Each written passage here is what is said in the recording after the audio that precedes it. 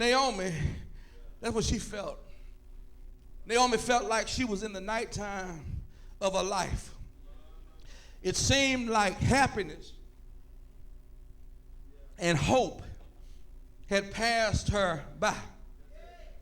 And as a result of how she felt, based on what she saw, we walk by, not by. So what she saw, she allowed her dilemma to become her definition. And it became her definition so much that she wanted other folk to have the same definition. She come back after being over in Moab, and she come back with her and Ruth, and somebody spotted her. They said the town was stirred. They're like, girl, ain't that Naomi, girl? She don't look like Nay. Yeah, that's her. That's her, you know. I mean, she changed her weave over there, but that's... Okay, Lord, y'all ain't go. She said, yeah, she left with a ponytail, but, you know, that's just the shortcut, you know. Over there, she couldn't keep the hair up, so she got a wig. Come on, say amen, somebody. Y'all ain't gonna help me. So they said, ain't that Naomi? She said, don't call me Naomi. Call me Mara. Naomi means pleasant. Naomi means positive. But Mara, it means bitter. Because you've been burned, battered, and bruised to the point that you are bitter. And do I have any Naomi's here this morning? That you saying, don't call me what you knew about me. That's why you got to be careful when you start trying to assess folk you ain't seen in a while. Because you don't know what they done went through since they left you. Say amen, somebody. They called her what they knew her as, Brandon. They called her a positive name. They called her a pleasant name. But sometime life will shift seasons. Come on, say amen, somebody. And sometime in life, your season will shift from soaring and success to sinking and settling. Say amen, somebody. So her season had shifted. And she had to go to a foreign land temporarily because Bethlehem, which is known as the house of bread, had ran out of bread. And they were in a famine. And so she left. And she traveled to a foreign land. And while she was over there, she echoed and embraced a definition that derived from her dilemma. And so it was a definition that derived from her dilemma, not a futuristic forecast from her father. Come on, say amen about them else. Say amen, somebody. She said, I left full, but I returned empty. She said, I left a family of 4. Me, my good-looking husband, and my 2 good-looking sons. She said, but I returned with just me and a daughter-in-law. And I can hear her talking. What you saying, Naomi? Naomi's saying, look, I returned with a daughter-in-law. I left here with a husband. I left here with 2 sons. And she says, I returned with a daughter-in-law. She said, I wouldn't have even had her, Deacon Javier, had she heeded my advice and not just insisted to tag along and not just be gone. See, the other daughter-in-law, when her 2 sons got married, the other daughter-in-law was named Arpa.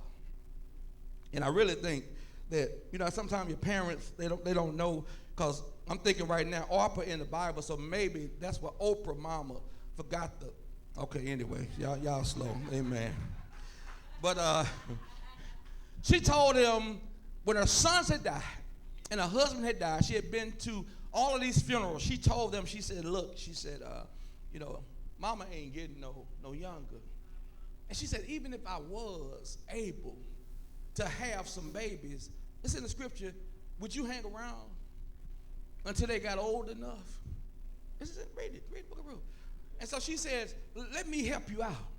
She said, why don't you all just stay in your country and let me go back to my country? And so Ruth wasn't trying to hear.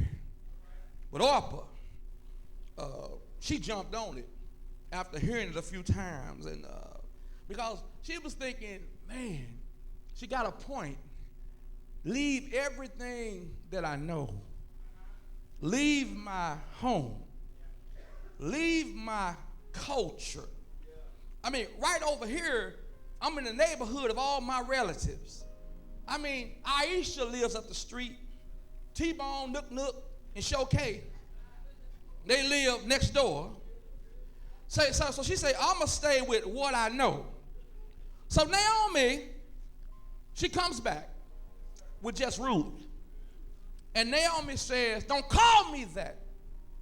Call me bitter. Because the Lord has dealt with me very bitterly. Now what messed me up, Willie, is that she went all the way there. She didn't say my deceased husband. She didn't say my deceased sons.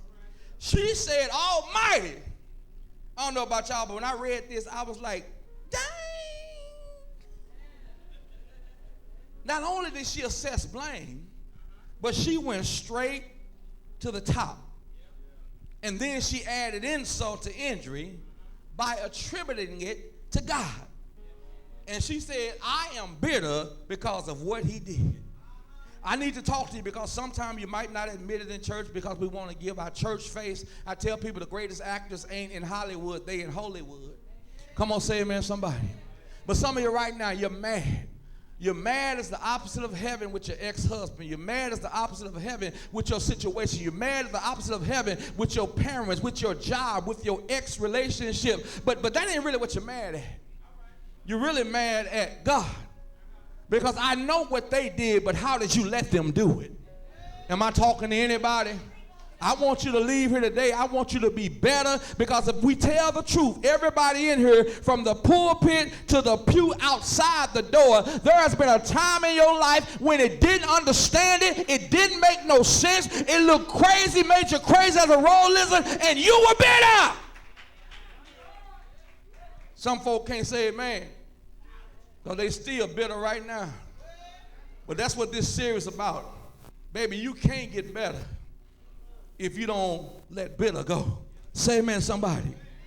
So we got to resist the temptation. I just got 3 minutes. We got to resist the temptation to assess blame in life on what I call a snapshot photo, which is seasonal and situational, as opposed to the big picture, which is permanent and purposeful.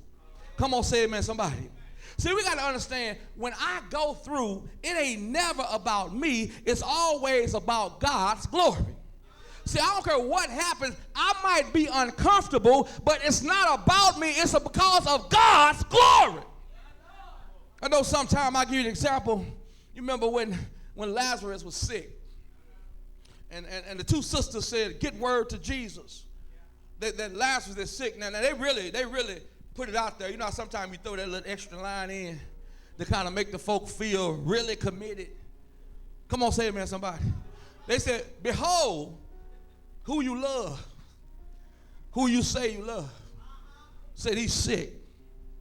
And they said Brother Stan said Jesus just hung around 3 or 4 days while he was sick. Now, let's just be honest. The Bible doesn't say it, but if you're a sister girl, you done told Jesus, who said he loved you, my brother's sick.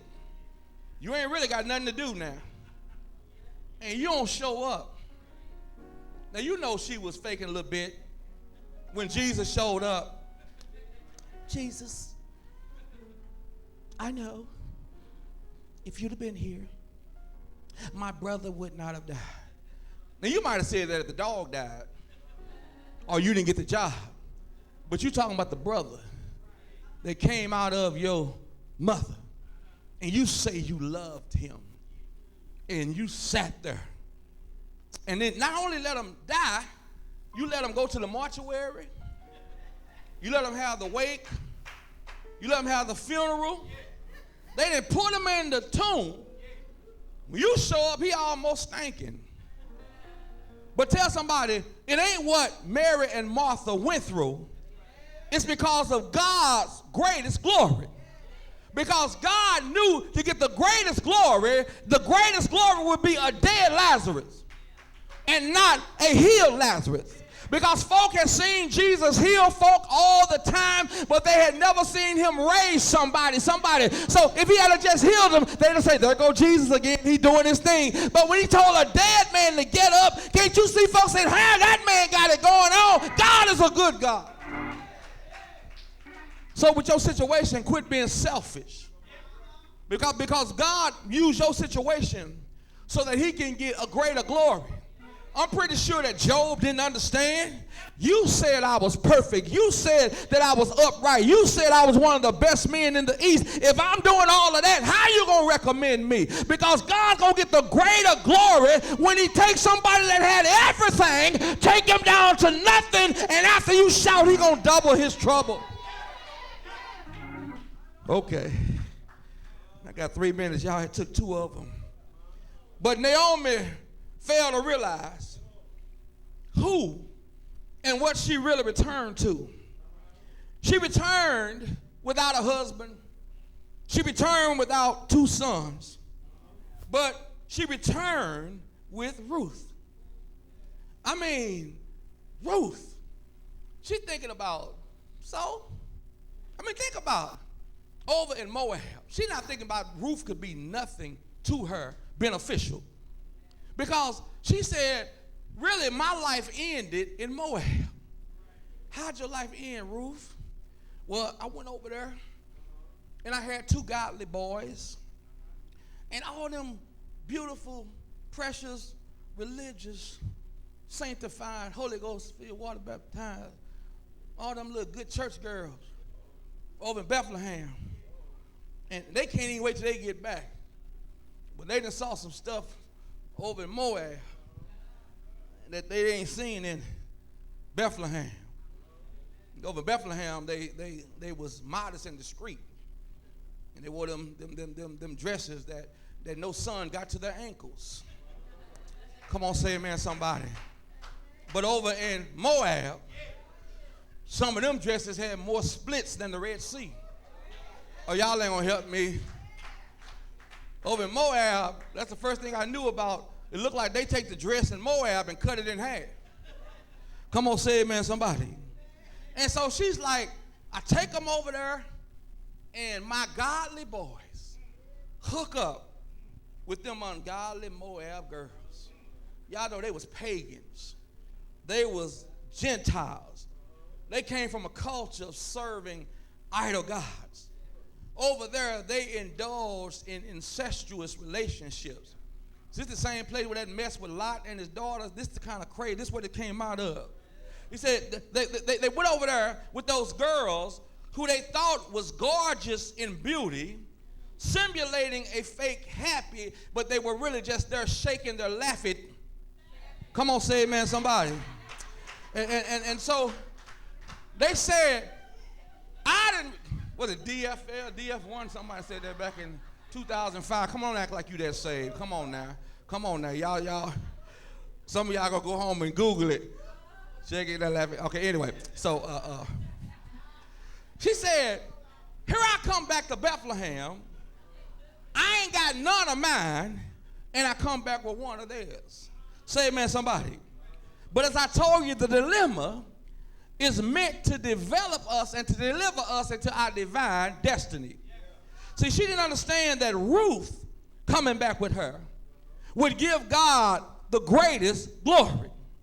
You never want your dilemma to become your definition, because my dilemma, somebody say, is temporary. But God is permanent. Say amen, somebody. She said, I left full. She said, but I returned empty. She felt that all that she left with could never measure up with what she had came back with. But really, it ain't the truth. because she left empty, trying to get full. Because the Bible said there was a famine in the land. And if you can't get no bread in Bethlehem, come on, say amen, somebody. You know ain't no bread to be got. Say amen, somebody. So she don't understand. No, you were empty because it had driven your family away from there and from your homeland. So she accused God of bringing her back empty. Tell somebody when you get a situation, don't focus on the negative, but focus on the positive. See, Naomi was upset and she was bitter, but when we go back in biblical history and we look at her, she is not only a heroine, but she's a shero. Come on, say amen, somebody. Because you got to understand, God always got the big picture in mind. A lot of us are responding to the snapshot. A lot of us are responding to what it looks like. But you got to understand that God is a God that's got the big picture. Do you hear what I'm saying? You got to understand. Oh, you got to understand that God had the big picture. You got to understand that she came back with Ruth and she thought that Ruth couldn't be beneficial to her. She thought that Ruth was going to mess her life up. But tell somebody, you got to give God credit. You may feel like you're empty, but God brought you full, unlike you ever felt. Do you hear me? When Ruth came back, when she came back and came back with Naomi, God had a blessing that was Ruth gonna be a blessing. Do you hear what I'm saying? There was Ruth, this Moab girl, but one day when Ruth got over there, God not only blessed Ruth with a boo, God not only blessed her with a baby, God Lord blessed her with Boaz. Do you hear what I'm saying? And when she married Boaz, they had a child and they had a son. They had a son, and this son is going to father another child by the name of Jesse. Do you hear what I'm saying? And Jesse, I said Jesse produced a son by the name of David. You got to understand, folk may look at you and say you ain't no benefit, say you don't mean nothing, but God uses whom he chooses. Do you hear what I'm saying? Some of y'all would have thought that the Messiah might come through a good girl, might come through a church girl, might come through a sanctified girl. But what you got to realize, it ain't about the person, it's about the God. Do you hear what I'm saying? She said, Naomi, when I go back with you, she said, my God shall be your God. She said, I'll die where you die. It was about her God. Ain't God good? You got a Ruth.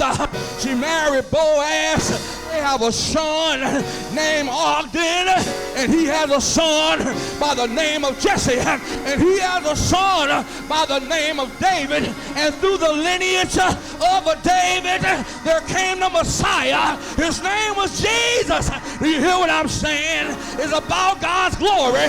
Tell your neighbor, don't give up on God. Trust my God. God will. God will. God will. I feel like a preacher in this place.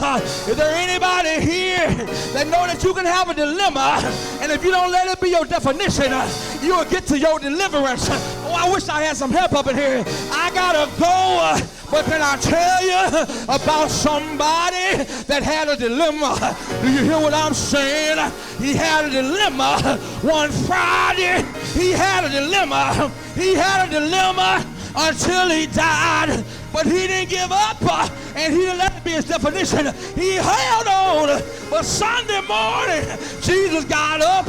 If you hold out, he'll pick you up. If you hold out, he'll turn you around. Say, yeah.